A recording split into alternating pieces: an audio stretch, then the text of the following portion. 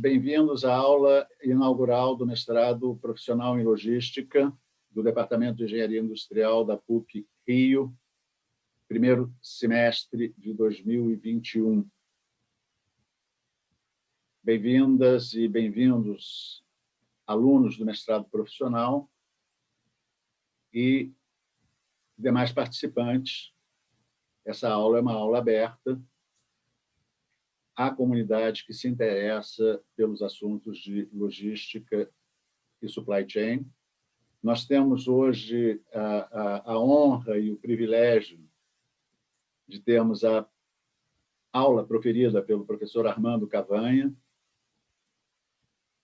com, não vou dizer a idade de ninguém, mas com mais de 30 anos de experiência na indústria de óleo e gás, tendo passado por empresas como Petrobras, iniciativas importantes dentro do próprio setor, como Petronec, e tendo trabalhado no setor de óleo e gás dentro e fora do Brasil. O professor Armando Cavanha vai fazer essa aula inaugural. E, antes da aula inaugural, eu queria só trazer algumas observações de ordem geral para todos. Esta aula inaugural vai ser colocada nas redes, nos sistemas internos e externos de divulgação da PUC. Então, nós sugerimos àqueles que não querem estar com a sua imagem divulgada que fechem suas câmeras, e os que deixem a câmera aberta vão aparecer nas gravações. Quem tiver interesse em receber o certificado de participação deve preencher um formulário que a CCE vai estar disponibilizando durante a palestra, e solicitamos também a todos aqueles que não estejam falando que mantenham os seus microfones desligados. Após a palestra do professor Cavanha, ao final dela, a professora Adriana Leiras vai estar abrindo para perguntas e debates com os participantes, que nós solicitamos que façam via chat, que coloquem, então, por escrito as suas perguntas, e a professora Leiras vai estar organizando. Estão comigo nessa mesa de abertura o professor Felipe Scavarda, diretor do Departamento de Engenharia Industrial da PUC-Rio, e a professora Adriana Leiras, fundadora e coordenadora do RENDES, de Logística Humanitária, professora do Departamento de Engenharia Industrial da PUC e coordenadora adjunta do mestrado profissional em logística. Então, bem-vindo a todas e todos, e, sem maiores delongas, por favor, professor Scavarda, com a palavra. Obrigado, Tomé. Bom dia a todos. Em nome do Departamento de Engenharia Industrial da PUC-Rio, gostaria de agradecer imensamente o Armando Cavanha por mais uma vez estar aqui conosco. O Cavanha já esteve conosco tem uns 10 anos, fazendo uma plenária num seminário anual que organizamos, na época falando aí da Petronet, de portais eletrônicos de compra, no momento em que tudo isso ainda era muito novidade, e a Petronet era o case, eu diria não só brasileiro, mas um case mundial, e foi um enorme sucesso. E eu fico muito feliz em tê-lo de novo aqui, mais uma vez aqui no nosso mestrado profissional, mas agora numa aula inaugural. Então, essa foi uma ideia muito feliz da professora Adriana Leiras. Eu acho que é uma oportunidade ímpar da gente aproximar a academia com a indústria. Então, o mestrado profissional em logística ele está aí nessa interface. Então, a ideia é exatamente aproximar os dois mundos, que às vezes parecem um pouco distantes. E nessa aula inaugural a gente tem uma grande oportunidade de ver essa proximidade. O Cavanha conhece bem a parte do mundo industrial, mas ele também conhece bem o mundo acadêmico, já teve várias oportunidades de estar junto do mundo acadêmico. Ele vai trabalhar muito bem aí essa interface. Antes de finalizar, eu também gostaria de dizer que é um grande prazer de olhar aqui na lista de participantes vários alunos, mas vários ex-alunos. Estou vendo aí o Mário Belafonte, por exemplo, é ótimo, porque essa é uma oportunidade grande da gente também reviver a comunidade acadêmica aí. Muitos acabaram indo para a indústria, deixando um pouco para trás aí o mundo da academia, mas nesse momento a gente consegue juntar de novo os dois mundos. Eu vou devolver aqui a palavra para o professor Tomé. Cavanha, muito obrigado, um enorme prazer tê-lo de novo aqui conosco. Obrigado, Felipe. Obrigado pela abertura e continuamos, então, com o professor Armando Cavanha. Muito obrigado por ter aceito o convite, Cavanha. Estamos todos ouvidos e, como eu lhe disse, você um dos alunos mais aplicados da aula de hoje. Por favor. Muito obrigado, professor Scavarda. Um prazer revê-lo, um grande prazer em rever. Professor Tomé, pelas suas orientações e suas grandes visões interessantes. E professora Adriana, muito grato e muito obrigado por todo o incentivo. Eu vou passar diretamente ao tema, vou compartilhar a tela, me deem um segundo apenas para podermos... Só pergunto se conseguem ver a tela bem. Positivo. Sim. Perfeito. Ótimo. Então, começando, né? O novo supply chain em óleo e gás no Brasil. O que nós queremos abordar? Qual é o plano para hoje? Fazer um drill down, um desdobramento das estratégias mundiais, as energias-fonte, as aplicações, transição energética, a sequência produtiva em óleo e gás, conhecida também como cadeia produtiva, os dois supply chains em óleo e gás, o log normal, que é uma base conceitual importantíssima para depois trabalhar um pouquinho os impactos pelas mudanças em curso no Brasil, tanto no upstream, downstream e também em bens e serviços. Começando com as estratégias mundiais. Esse é um relatório americano, militar, que traz, desculpa aqui só fechando, obrigado, que traz duas visões de tempo, o período até 2035 e de 2035 a 2050, os interesses das nações, os conflitos potenciais, e dois temas merecem destaque nessa visão desse relatório. O primeiro, até 2035, ele diz que, os americanos dizem, que os adversários podem tirar vantagens de novas tecnologias, as diferenças não serão tão grandes até 2035, ou seja, há uma equiparação do desenvolvimento tecnológico de várias outras nações, aquela diferença muito grande que existia do passado, 10, 20 anos atrás, diminui um pouco. E a outra parte do tempo fala de 2035 a 2050, que tudo isso vai levar a desafiar a própria natureza da guerra, ou seja, a palavra-chave é a imprevisibilidade de como as forças vão se equilibrar nessa fase de 2035, 2050. Não se fala além de 2050, a visão seria muito audaciosa.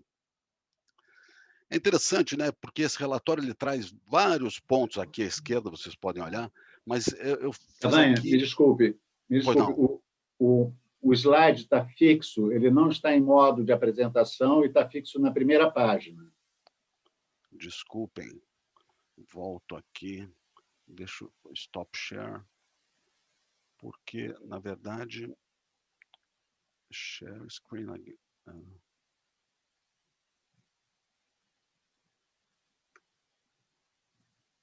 Andou aqui? Ele mudou de posição o slide? Está em estratégias mundiais, parado. Ah, interessante. Ele não... Tenta compartilhar a tua tela no Zoom.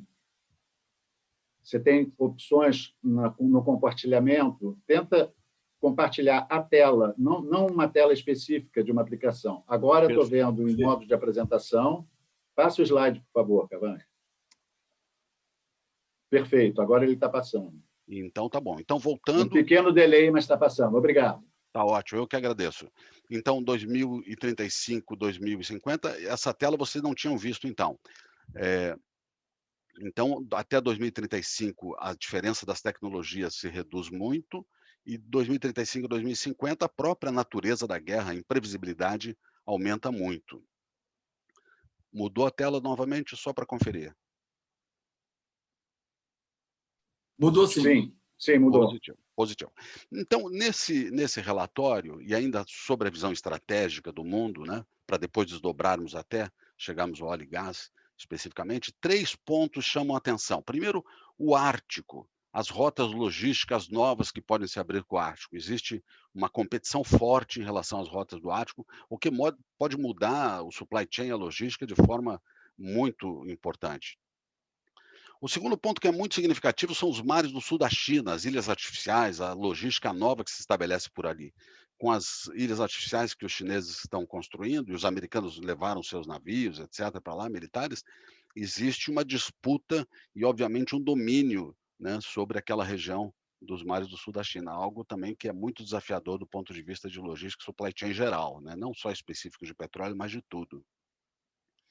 E para nós, especialmente no Brasil, a Venezuela, né, uma incógnita muito próxima a nós, né, e que tem 2 desafios importantes, o petróleo e a logística, né. Alguns falam até que aquele óleo que vazou, etcétera, seria de transferência de óleo navio a navio, que podia estar sendo feito pela Venezuela, etcétera. Ninguém prova isso, nada, mas só com o exemplo da importância e da proximidade que nós temos com isso. E o outro ponto importante, o quarto, seria o caso da Coreia do Norte, né, porque o fato de parecer ter uma bomba nuclear recebe líderes mundiais, impõe condições antes impensáveis mesmo, né. E a pergunta que fica é: ser desenvolvido é ter uma bomba, né? Não, isso não é verdade, mas é uma indagação. Outra aproximação importante que se faz da estratégia mundial, saiu agora no início de 2001, é o Eurasia Group, o G0 Group, o Eurasia Group do Jan Bemer, que, dos 10 pontos que ele levanta, eu trouxe 3 aqui.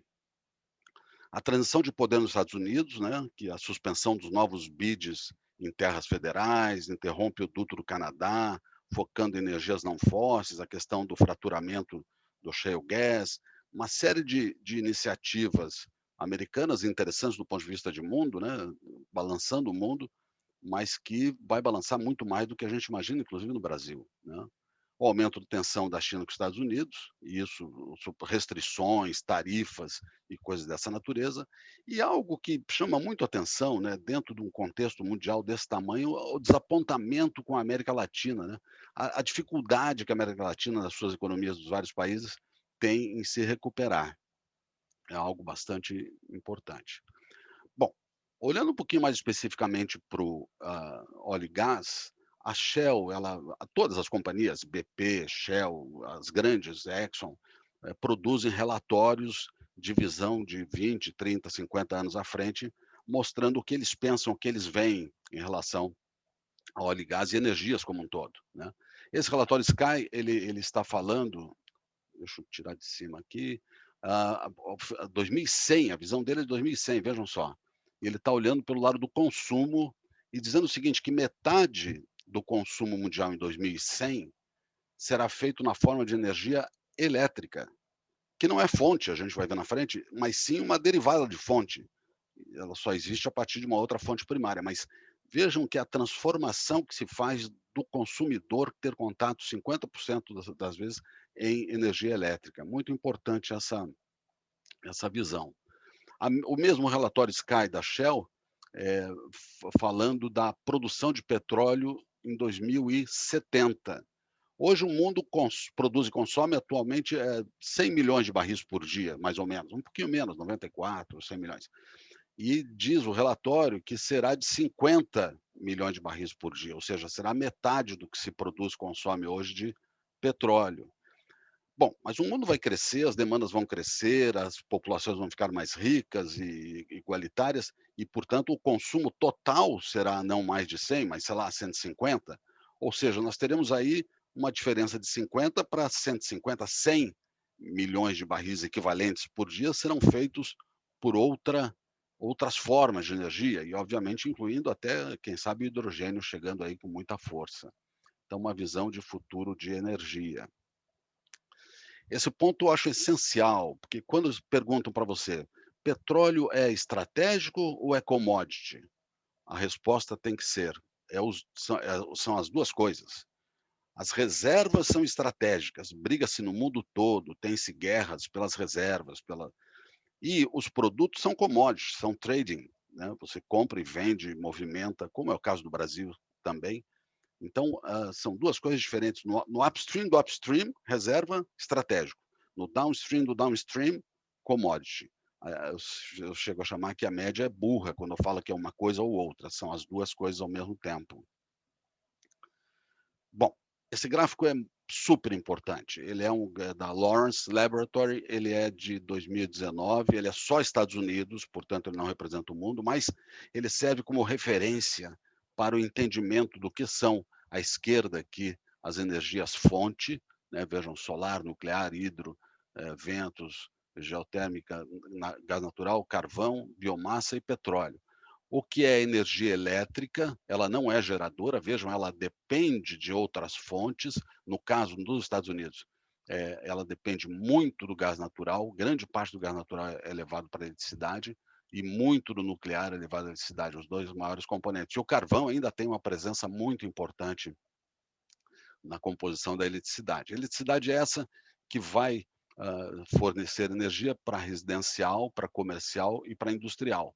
O transporte, praticamente todo ele vem do petróleo, a grande parte é do petróleo, e essas 4 aplicações que são separadas nesse relatório, residencial, comercial, industrial e transporte, são utilizadas em 32%, 67% são energia rejeitada. Então, nesse quadro a gente vê várias coisas. Primeiro, a diversidade das fontes. Isso não é mundo, o Brasil é diferente disso, mas é bom como referência. A diversidade das fontes, a presença do nuclear, 8%, o gás 32% e o petróleo 36%. A energia elétrica absorvendo 37%, isso são quads, são 170 milhões de barril equivalente a cada quad.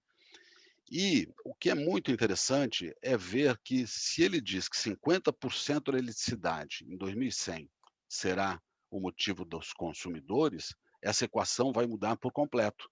Quem sabe o gás natural todo venha para a eletricidade, o nuclear todo para a eletricidade e o petróleo reduzindo sua parte, e o transporte também receberá da eletricidade, os carros elétricos, etc.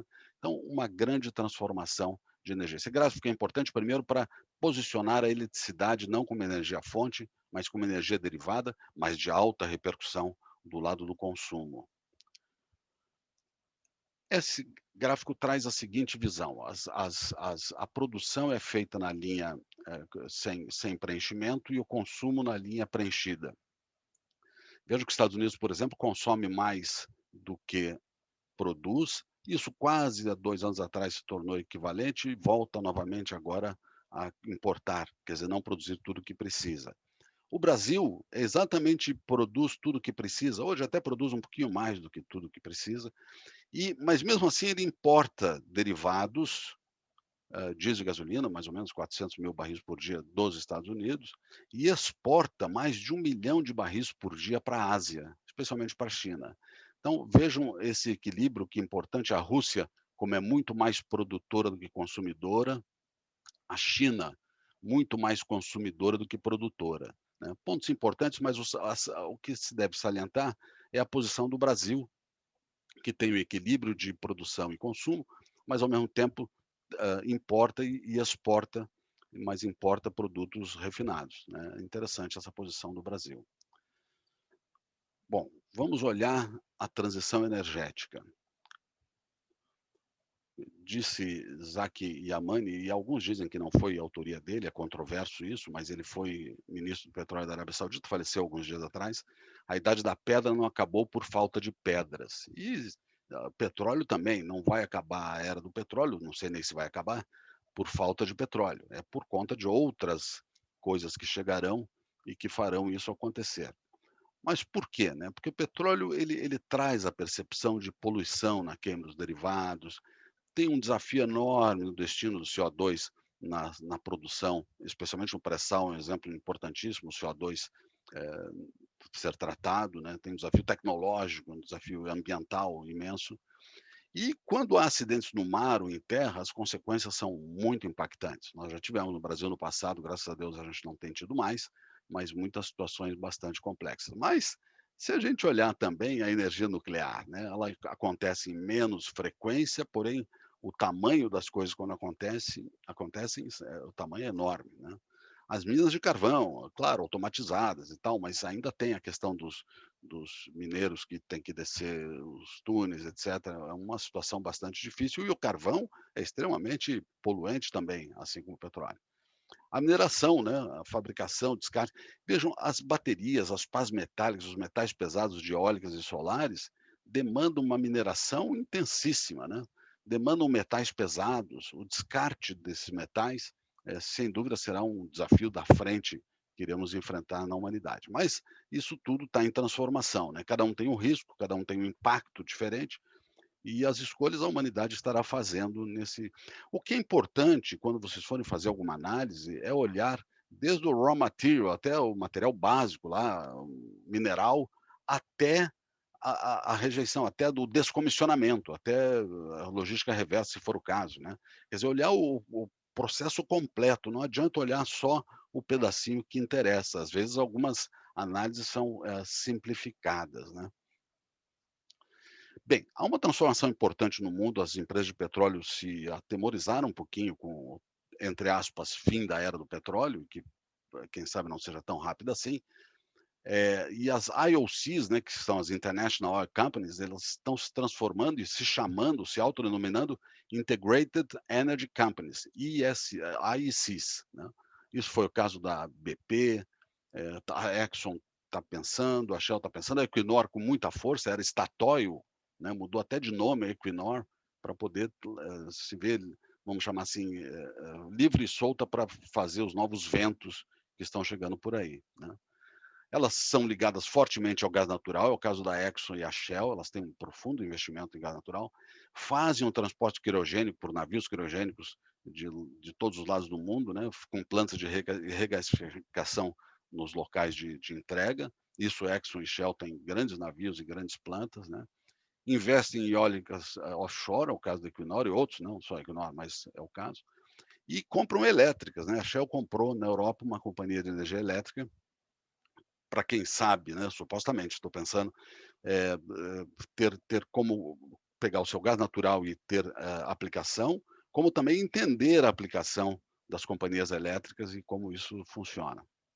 E todas, praticamente todas, em grandes reservatórios, colocam seu CO2 esperando uma solução tecnológica e viável para esse gás que amedronta um pouco as pessoas, né.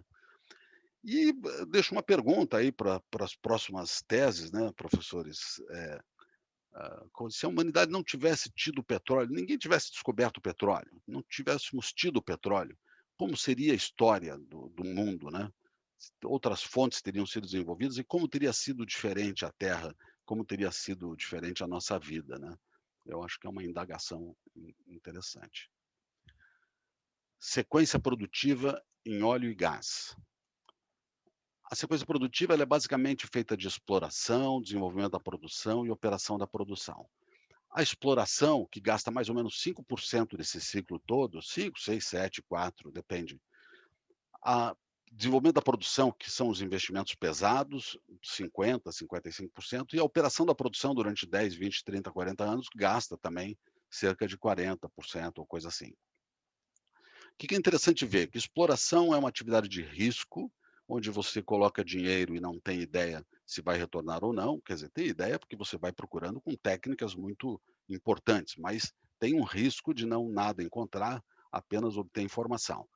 Quando você passa dessa interface para o desenvolvimento da produção, você já tem certeza que vai produzir. Então, você aqui vai investir um dinheiro brutal, mas você vai fazer durante 4, 5 anos um processo determinístico. Aqui é probabilístico, aqui é determinístico. E aqui é onde se recupera todo o investimento da exploração, todo o investimento no desenvolvimento da produção e todo o lucro necessário para manter as empresas vivas, etc., que é a operação da produção, onde se tem receita. Bom, fazendo um primeiro desdobramento, na exploração tem geologia e geofísica e tem a perfuração. No desenvolvimento da produção tem a avaliação econômica e a engenharia de produção. E na operação da produção, a mobilização, a produção propriamente dita, a manutenção, inspeção e o gerenciamento de reservatórios, que é super importante. Se fizer mais um degrau abaixo, né, na geofísica tem a aquisição de dados geofísicos, com aqueles navios que vão fazendo airgun, né, processa os dados, interpreta os dados, aí faz uma locação, e aí então uma sonda vai perfurar, e aí vai pela frente. Aqui faz-se uma análise econômica para tomar decisão go, não go, né? vamos ou não vamos à frente, se vai para frente, vai fazer a engenharia de conceito, a engenharia básica, vai fazer toda a parte naval, vai fazer o topside, os módulos, o subsea, os poços todos integrados e a integração final, para depois então nascer. E lembrando que existe uma camada de fornecedores, os F1 aqui nessa figura, que são os fornecedores de primeiro contato, first tier, que fazem os contatos com as empresas de petróleo, são os que fornecem diretamente às empresas de petróleo. E os F2, que são os fornecedores de fornecedores, normalmente fornecem para os F1, que fornecem para a cadeia de petróleo. Outra coisa importante para falar são as funções cross. Há várias coisas que não são específicas do petróleo, mas alimentação, hotéis, treinamento, certificado, meio ambiente, claro, tem especificidade no petróleo, segurança, etc. Elas cruzam toda a cadeia de petróleo, com as suas peculiaridades em cada uma das funções, mas são funções que não são exclusivas do petróleo e que são genéricas e que também são fornecedores que estão conectados com os petróleos. Isso para onshore, offshore águas rasas, offshore águas profundas e, obviamente, também offshore águas ultraprofundas.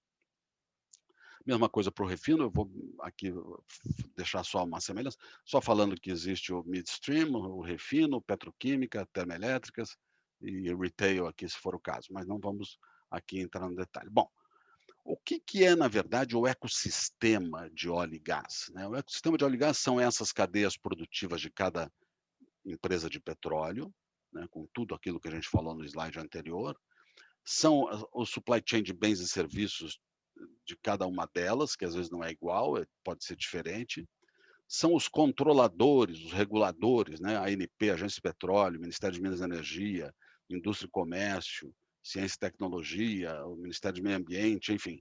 Esse é o conjunto que se chama de ecossistema de óleo e gás. Então, quando se fala indústria de petróleo, alguns não olham assim, isso é discutível, tá, gente? Alguns olham só as petroleiras, mas alguns olham esse conjunto todo, incluindo o supply chain. Então, essas duas visões do que é a indústria de petróleo, mas é importante olhar todos os atores que estão genericamente, teoricamente, nesse jogo. E por que o petróleo é diferente? Né? Por que os ativos intensivos ou os novos negócios são diferentes? Veja só, uma fábrica de iogurte, por exemplo, ela entra leite de um lado, tem um processo, sai iogurte do outro. Onde estão os riscos desse processo? Né? Na disponibilidade de recursos, se tem leite ou não tem leite suficiente, e no risco da demanda de mercado, se eu vou precisar produzir mais para sair mais iogurte para vender ou não. Então, a gente chama de determinístico, porque o risco não é do processo, o risco é de fonte, recursos, e o risco é de demanda, mercado. No processo petróleo e outros ativos intensivos, e também novos negócios, onde tem uma descoberta de algum recurso, de alguma riqueza para ser explorada, né? Você pode ter no ano 1 0 de resultado, ano 2 0 e 0 em todo o tempo, ou pode ter algum positivo que pague todos os negativos, mas no fundo 80% do teu trabalho ele resulta em informação e 20% em descoberta do novo ativo, que paga todo o conjunto de investimentos, teoricamente paga todo o conjunto. Ele é probabilístico. O risco está onde? No processo de descoberta, de busca, né? de trazer a riqueza disponível para produção. Bom, a pedido do professor Tomé, eu elaborei aqui os dois supply chains do óleo e gás. Né? Quais são os dois supply chains do óleo e gás? Existe um supply chain que é do fluido, né? Que desde lá do reservatório, né? Tendo lift para a superfície, depois o escoamento, depois o transporte até terra e depois para frente, todo o processo para frente, é um supply chain do fluido, do óleo, do gás, do condensado, do CO2, tudo que é fluido e faz parte do produto explorado e produzido. E um outro supply chain de bens e serviços, materiais, equipamentos, transporte, serviços, enfim, que cruza, esse supply chain cruza toda a cadeia produtiva e ele tem uma parte especializada e uma parte genérica. Mas são dois supply chains completamente diferentes. Então, às vezes as pessoas perguntam, o supply chain de óleo e gás. Aí, sem dúvida nenhuma, tem que se perguntar qual deles, o dos fluidos ou dos materiais e serviços.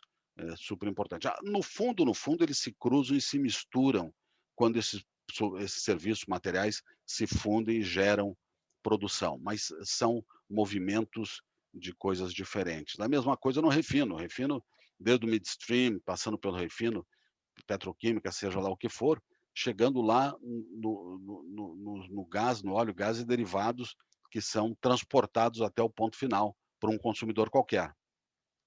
E também um supply chain de bens e serviços que cruza isso tudo e faz disso tudo disponível para ser produzido.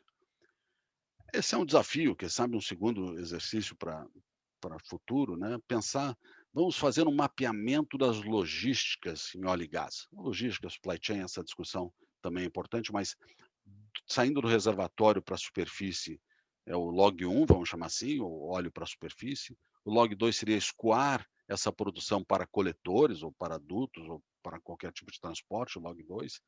E assim continua. O log 3 seria via midstream, por exemplo, seria tanto dutos como navios, né, levarem da produção para o downstream, né, esse seria o midstream, então o log 3. O log 4 seria depois do refino para as distribuidoras, né? O log 5 das distribuidoras para os postos de serviço ou clientes finais, no caso da aviação, né, é um outro log, né? E o log 6 seria, quem sabe, o log dos materiais e serviços, bens e serviços, a contratação, a disponibilidade dos recursos, né? Então esse é um ensaio, isso não é preciso, é só para trazer o pensamento de uma possibilidade de um dia fazer um mapeamento profundo das logísticas dentro do óleo e gás.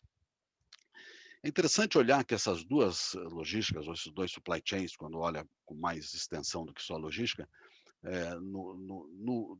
na parte dos materiais, dos serviços, na logística de suporte, apoio, infraestrutura, a gente chama de logística em paralelo. Todas essas funções estão disponíveis para serem ativadas a qualquer demanda do processo produtivo. Então, a gente chama de paralelo.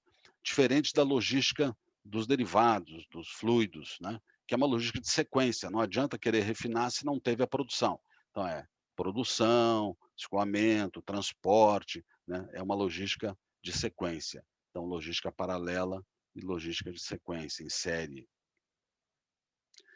Esse gráfico é super importante, ele é focado no bens e serviços, mas ele traz a ligação com o supply chain do fluido, né. O que ele quer dizer? No comecinho do upstream, lá na exploração, naquela parte do drilling e exploração, né, vamos chamar assim, a característica é ser nômade, né. Um navio de sísmica ou uma sonda vem, faz um trabalho de 3, 6 meses e vai para outro lugar, vai para a costa da África, Mar do Norte, Golfo do México, né. E por conta desse risco alto que existe, o gráfico aqui, o eixo é risco, as pessoas não gostam de fazer investimentos sozinhas, elas gostam de ser associativas, gostam de dividir os investimentos, mesmo que tenham que dividir também os resultados, então são associativas. É muito tecnológico, né, os navios de sísmica ou as sondas de perfuração são numa tecnologia, abissal, né, automação, né, imagina atravessar 2.500 metros de água e depois 7.000 metros de subsolo, né, um tubo fazendo isso para chegar lá é uma tecnologia astronômica, né.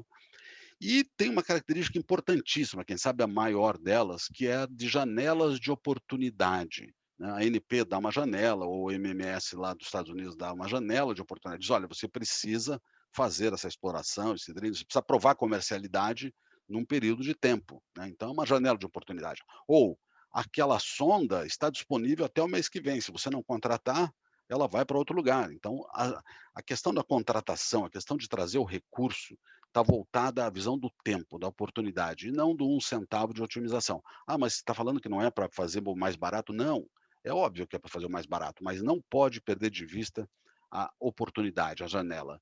E aí, como é que os contratos são seguidos nesse mindset aqui da esquerda, né?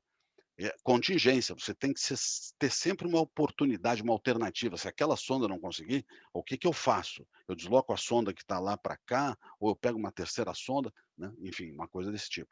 E a resiliência, quer dizer, eu tenho que me mobilizar com muita velocidade, rapidez, capacidade, porque o imprevisto está sempre muito próximo no upstream, muito forte no upstream. Já no final da cadeia do upstream, que a gente chama de downstream do upstream, né, que é mais o desenvolvimento da produção e a operação da produção, é diferente. E também no refino é diferente, né? Ele é mais sedentário. Você tem uma unidade de produção ou um refino por 20 anos no mesmo local. Não é nômade como uma sonda ou um navio de sísmica. É muito voltado à otimização. Quando você tem um tempo longo de operação, você pode planejar e pode fazer cronogramas e pode otimizar as coisas. E é muito típico nesses casos, não é que não tenha contingência, resiliência, óbvio que tem, mas pensa-se muito com a cabeça da redundância. Eu ter uma segunda turbina que entre em ação logo se a primeira, e ela é igualzinha à primeira, né? E muito robusto, o processo muito controlado, muito as variáveis dentro de padrões e limites pré-estabelecidos, é a tal da robustez, né? Então, é importante olhar essas duas cabeças de demandantes, porque elas são diferentes e fazem disso um desafio. E aqui, voltando àquilo que a gente já perguntou, quando perguntarem de supply chain, como é o supply chain de óleo e gás, antes de você responder, perguntem se está se referindo ao supply chain de fluidos ou ao supply chain de bens e serviços. Bom, esse é um ponto antes da discussão final, que ela aí vai para os casos reais do Brasil, mas que é importante conceituar o que é log normal. Tem o sistema de Pareto, que é uma simplificação, eu diria, mas os geólogos, os geofísicos, os probabilísticos e os estocásticos, eles gostam de trabalhar com o log normal. O log normal é uma curva assintótica na vertical e assintótica na horizontal, é um pedaço de uma curva log normal, e que diz o seguinte, que 20% da quantidade representa 80% do impacto. São esses grandes eventos que estão aqui. E 80% em quantidade representam 20% do impacto, esse conjunto de pequenos eventos que estão aqui. Vejam os eixos, é muito importante vê-los. Primeiro, o horizontal, trabalha com risco, probabilidade, frequência, quantidade. E o vertical, incerteza, magnitude e impacto. Então, são conceitos de risco e incerteza, risco e incerteza. E aí a gente pode trazer exemplos, né? As chuvas, por exemplo, as pequenas, são em grande quantidade e geram 20% do impacto. As chuvas. Agora, os floods, como é que chamam? Esqueci agora. Desculpa. São em 20% em quantidade, mas o impacto é muito grande. O impacto é muito alto. Então, são poucos e muito impactantes. A mesma coisa para os incidentes, né? Os incidentes, ou quase acidentes, ou que não chegam a ser acidentes, grande em quantidade, pequeno impacto, e os acidentes, pequeno em quantidade e alto impacto, né? A mesma coisa as descobertas de campos de petróleo, né? As descobertas de pequenos campos são em grande quantidade, vamos fixar essa tela porque ela vai ser útil depois, e 20% em volume, em resultado, em volumes produzidos. Mas os grandes campos, eles são normalmente em muito menor quantidade, mas quando são descobertos, eles trazem os campos gigantes, as produções muito altas. É interessante também olhar que os pequenos eventos são melhores, são mais fáceis para serem planejados, porque eles se tornam, pela quantidade, quase que contínuos. E os grandes eventos, eles são mais raros, né? Eles são menor em quantidade, muito grande em compacto, e é muito mais difícil de planejar, eles estão mais no campo da resiliência, da mobilização para o incerto, para a incerteza. Muito bom. E aí, então, trazendo tudo que a gente falou, né, para o que está acontecendo no Brasil. Então, a gente vai falar de vendas onshore, águas rasas, refinarias terminais, os atores, negócios, desafios, pesquisa e o modelo Petrobras concentrado em águas profundas.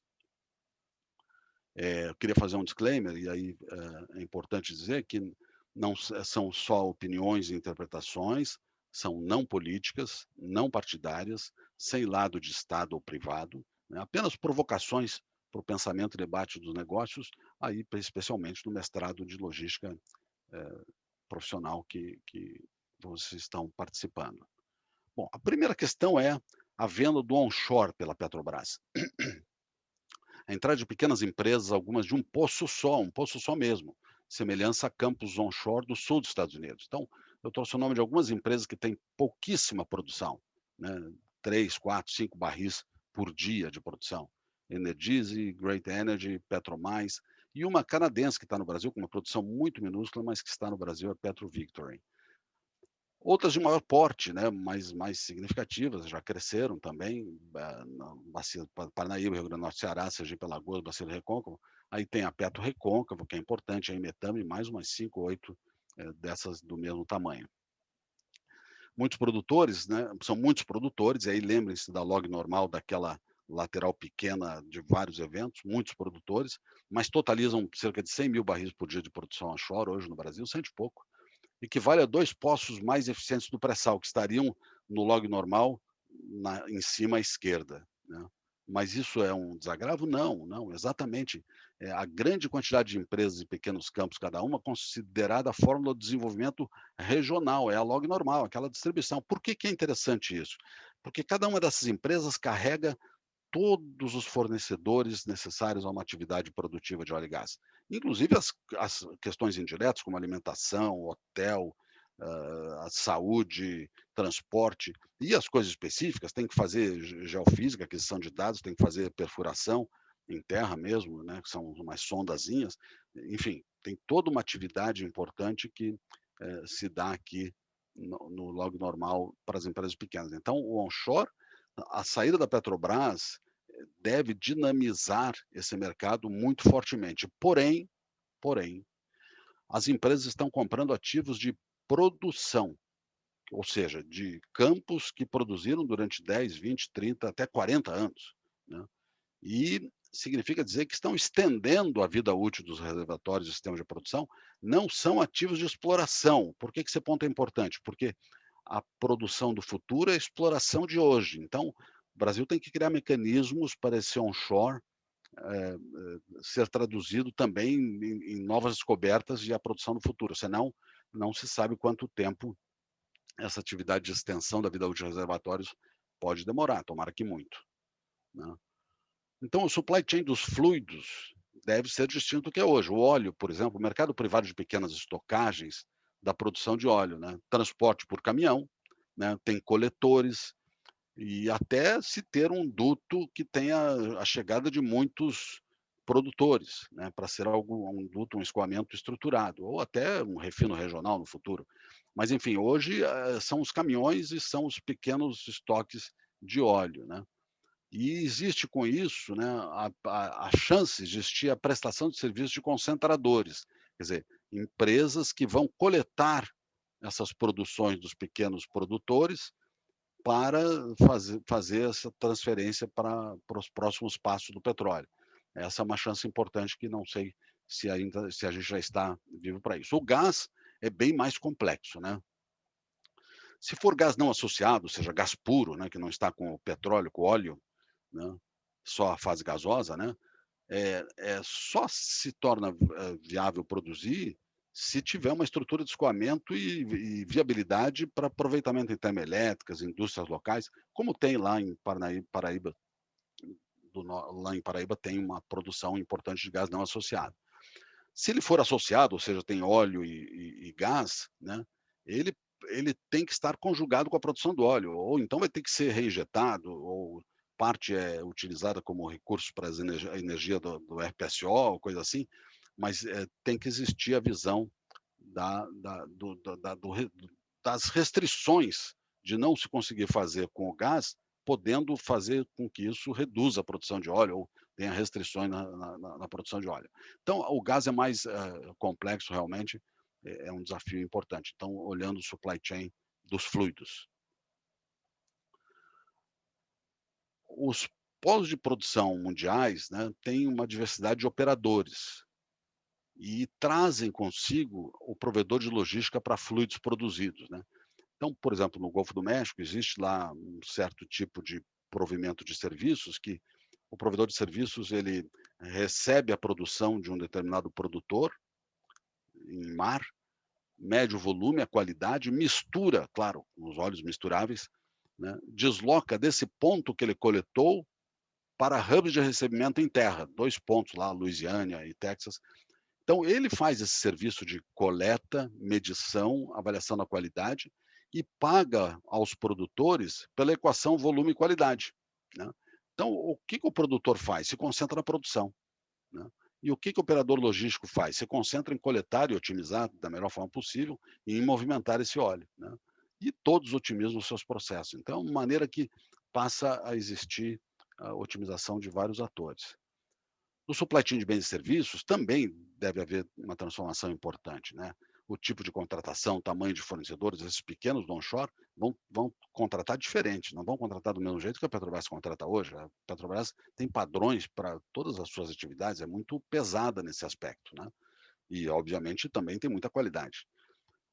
Um exemplo são os tubos no Golfo do México, né? Tem muitos produtores, consumidores, então ao invés de você pedir para a Valurec ou para a Confab me faça um tubo de tal tamanho com tal dimensão, você vai no distribuidor em 80% dos seus casos e vai descobrir que o distribuidor tem estoque daquele tubo. Por quê? Porque ele estoca e vende continuamente para muitos produtores e consumidores. E faz entrega imediata de diversas especificações. Obviamente que não para tudo, tem algumas coisas que são específicas com os fabricantes. Com isso, ele evita tempo de fabricação, estoques de cada usuário e todos ganham, né? Fabricantes ganham, distribuidores ganham, operadoras ganham. E especialmente a questão do tempo, né? Aqui no Brasil hoje ainda, você para fazer alguma coisa, você precisa mandar fabricar, não é geral isso, é específico, e tem que esperar 3 meses para o setup da fábrica e para a fabricação. As empresas que estão comprando ativos onshore, ativos de produção, não são de exploração, nós já falamos, os ativos de produção receberão investimentos de recuperação reservatórios, mas já produziram, falamos isso. O país tem que se preocupar com a exploração e, obviamente, aqui que é importante, considerar zerar impostos na fase de exploração para investimentos de risco, né? Baixar a zero tudo que puder, para incentivar a exploração e trazer isso, isso obviamente vai ter consequências na aquisição de sísmica, drilling, interpretação, etc. Vamos para águas rasas. Guarda certa proporção com onshore, a mesma coisa, campos em produção, e PetroRio, Enalta, outras empresas dessa natureza. E é interessante, né, que também tem a demanda do alívio de produção. Então, possivelmente, navios aliviadores, os shuttles, né, estarão rodando no futuro as plataformas de vários produtores recolhendo o óleo produzido, né? Ou vai se utilizar as rotas existentes, ou terá que se construir novas rotas com novos formatos, novos sócios, novos investimentos, nova visão. O gás, novamente, mais desafiador, né? Estocagem mais complexa, deslocamento da molécula, ou compressores e dutos de escoamento em rota existente ou futura, e muito menos viável, né? Apesar de possível tecnicamente, os navios criogênicos, né? Os navios de compressão.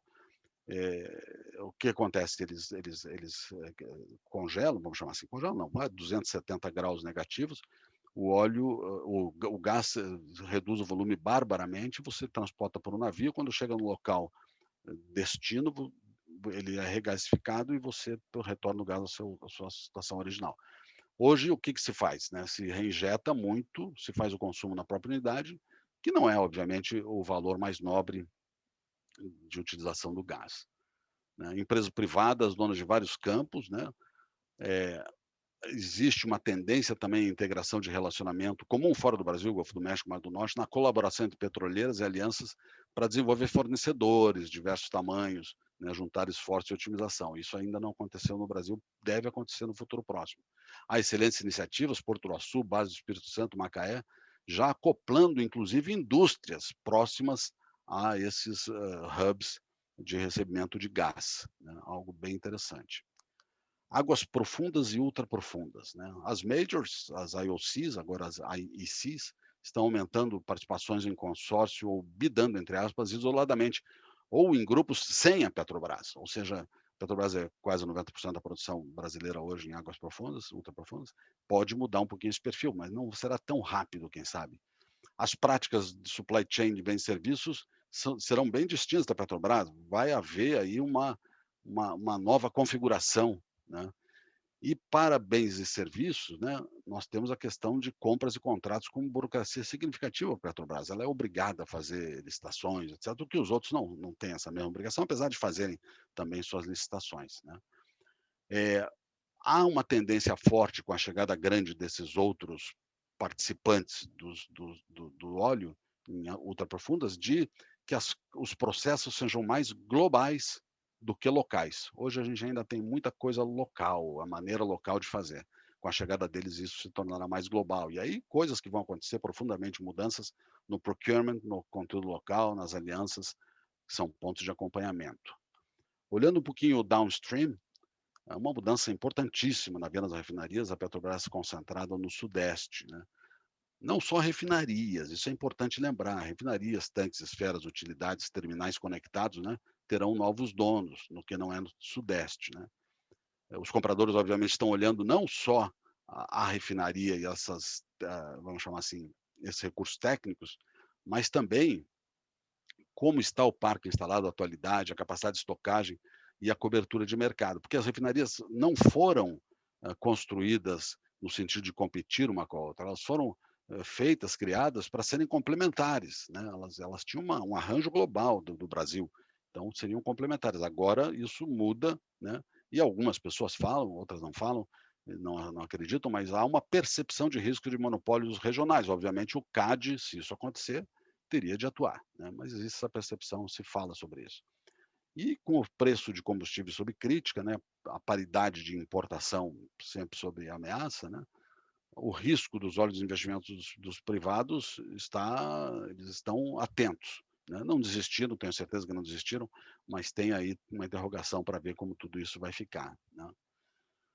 Trazendo o olhar da pesquisa, desenvolvimento e inovação, né, ela é essencial para o ecossistema de óleo e gás, né? Nós temos que ter solução para o CO2, solução robusta, definitiva, tanto tecnológica como de supply chain, né?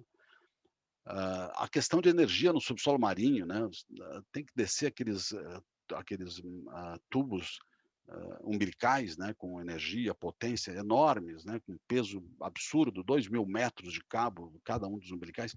A energia no subsolo terá que ser uma solução, ou seja, a pesquisa, desenvolvimento e inovação, dei 2 exemplos só aqui muito pequenos, né. Hoje a Petrobras tem 90% da produção do país, é o carro-chefe do PDI, né. Então os royalties de participação especial, ela basicamente está alimentando isso, mas os outros estão crescendo, e aqui, professor Tomé, Escavarda e Adriana, existe uma importante oportunidade para antecipar alianças, a academia fazer esse mapeamento, antecipar alianças para as pesquisas, né, e trazer soluções para o Brasil sobre isso. Quem sabe seja uma conversa interessante para ser feita, né. Parte dos recursos do Parque Laboratório do Fundão, oscilações de preço do petróleo atrapalharam, a pandemia atrapalhou, desestabilizou, mas eu acho que retornam esses centros, né, os centros de pesquisas estrangeiras. Isso é super importante, pessoal. Os centros de pesquisas das empresas estrangeiras têm 2 características básicas. Primeiro, que as decisões dessas empresas, decisões gerais, são tomadas nos países sede, óbvio, não vão tomar nos países em que operam, não vão tomar no Brasil nem na África, e nem sei lá onde, na Ásia, né? Vai tomar em Londres, ou vai tomar nos Estados Unidos, ou na França, né? E as pesquisas de ponta estratégicas são feitas nos laboratórios dos centros de pesquisa das próprias sedes, né? Seria inoportuno pensar que a Petrobras, com centro de pesquisa no Brasil, não está na Argentina nem nos Estados Unidos, está no Brasil, então as decisões são tomadas no Brasil, né?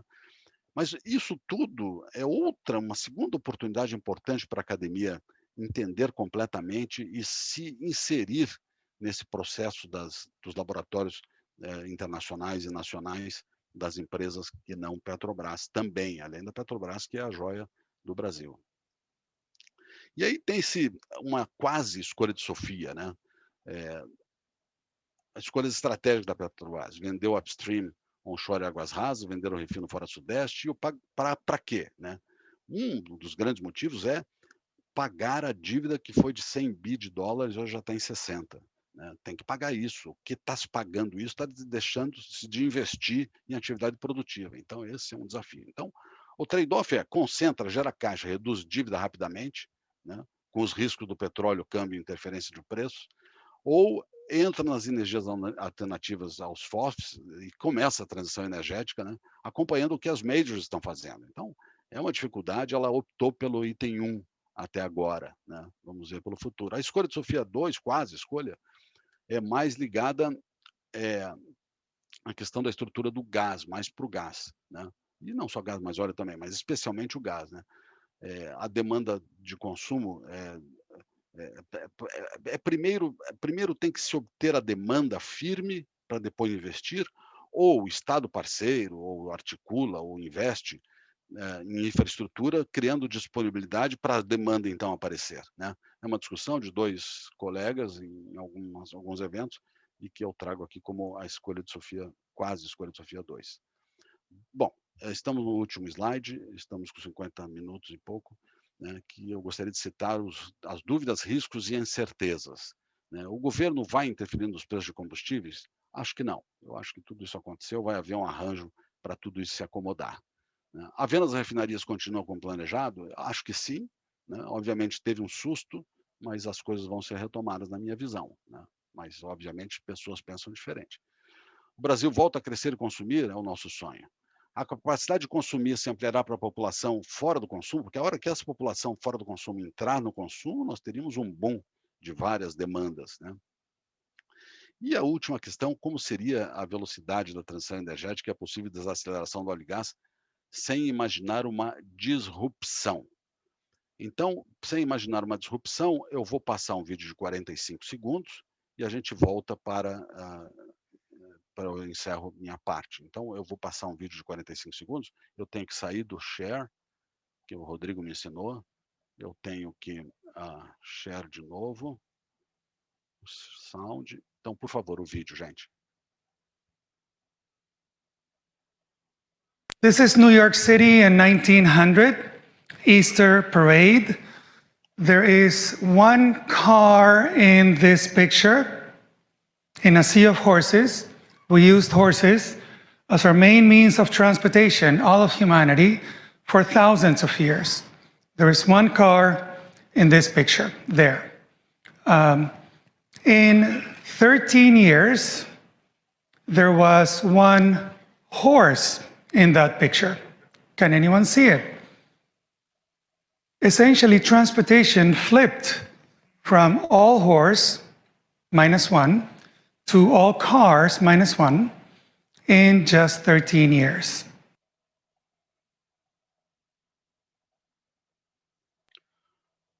Agradeço a atenção, muito obrigado e estou à disposição. Muito grato.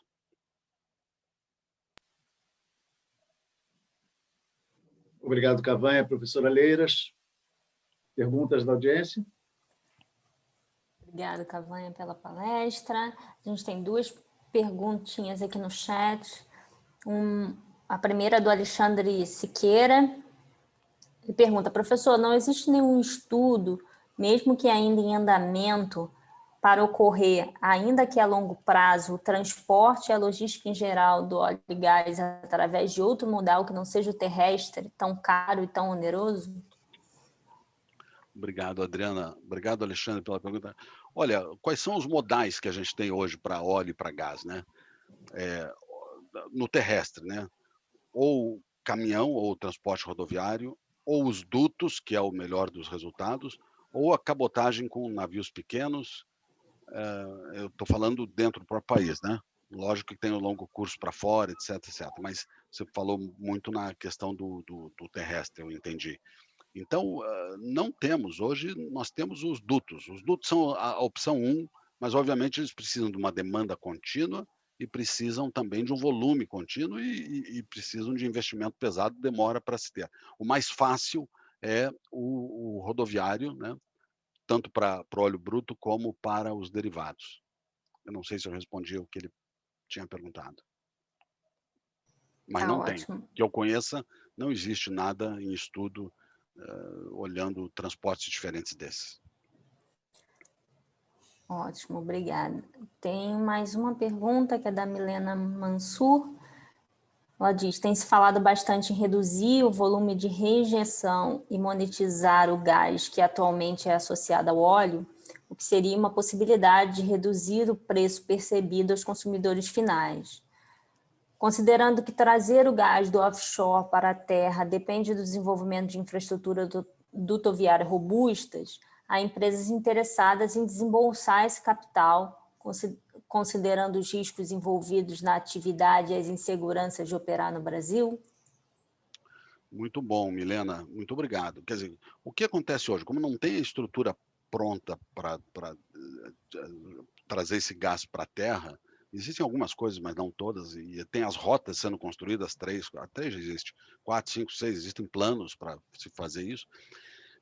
Tem que se reinjetar. Reinjetar tem uma questão importante, porque aumenta a pressão do reservatório e aumenta a produção de óleo, onde se remunera muito melhor o produtor do que com o gás, né? O gás tem um preço muito mais baixo do que o óleo nesse aspecto, proporcionalmente. Então, esse movimento é um movimento que tem dois sentidos. Um, que as empresas não estão fazendo assim, estão reinjetando porque estão aumentando a produção do óleo, e o óleo é mais fácil de transportar, vender, etc. Então, o que precisa, né? É aquela pergunta, aquele dilema que a gente mostrou lá. Precisa primeiro a demanda ou primeiro a estrutura, né? A demanda nós temos, né? A estrutura é cara e a gente não conseguiu ainda fazer uma equação e que os investidores conseguissem. Existe a lei do gás que está sendo, deve ser votada agora, essa semana, está faltando só o Senado, né? Já foi pela Câmara dos Deputados, e se não for muito modificada, ela traz uma nova dinâmica no ciclo completo do gás, desde a produção e escoamento até, principalmente, na distribuição, nas questões dos estados. Enfim, o gás é um tema muito complexo, né?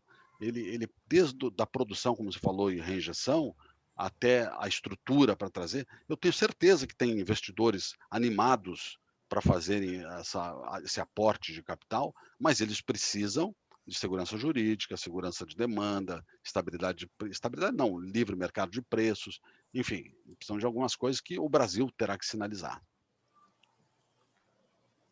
Obrigada, Cavanha. Temos também uma pergunta relacionada do Mário Belafronte. Ele elogia sua apresentação, excelente apresentação, e pergunta como você vê os incentivos e impactos na cadeia com a nova lei do gás. Aparentemente, existe uma tendência de importação de gás por algumas empresas. Certo, obrigado, Belafonte. Você tem razão, quer dizer, hoje importa-se gás, né? E isso é uma coisa ruim, porque a gente tem gás, está reinjetando e está importando ao mesmo tempo. Mas olha, isso acontece também com o fluido líquido, né? Vamos chamar assim. Você importa 400 ou 500 mil barris por dia, somando diesel e nafta e gasolina, e exporta 1 milhão de barris de óleo. Então, esse trade, né, ele é normal, né? Enquanto a gente não tiver uma estrutura e a capacidade de trazer investimento e fazer essas rotas definitivas, a gente vai estar sofrendo essas ameaças da importação. De certa forma, a importação ela é boa em alguma proporção para manter preços equilibrados também, não é de todo mal, né? Mas não em volumes muito altos. Então, o ideal de uma importação para um país seria 20%, alguma coisa dessa natureza, para ter uma sinalização de preços controlados não, desculpa, de mercado, e, ao mesmo tempo, fazer investimentos vultuosos para esse volume estúpido, imenso que a gente tem na produção de gás. Então, eu acho que você tem toda a razão.